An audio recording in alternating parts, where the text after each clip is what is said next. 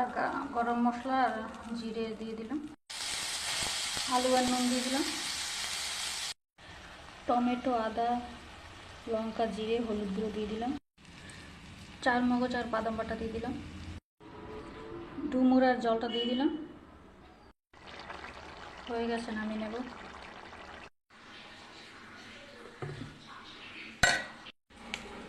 গোটা জিরে ফোড়ন দিয়ে দিলাম,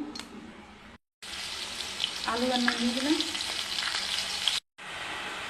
টমেটো, হলুদ, লঙ্কা আর জিরে গুঁড়ো দিয়ে দিলাম, জল আর মাছটা দিয়ে দিলাম। হয়ে গেছে, নামিয়ে নেব।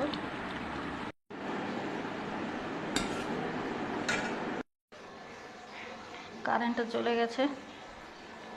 দেখো, এটা হচ্ছে তোমার রেখা মাছ। আর দেখো, অনেকদিন পরে ডুমুর করলাম নিরামিষ। চিংড়ি মাছ দিয়ে করা যায়, আবার পেঁয়াজ রসুন দিয়ে করা যায়, সব রকমই খেতে ভালো লাগে আর কাটতে মজা। ঠিক আছে সবাই, টাটা।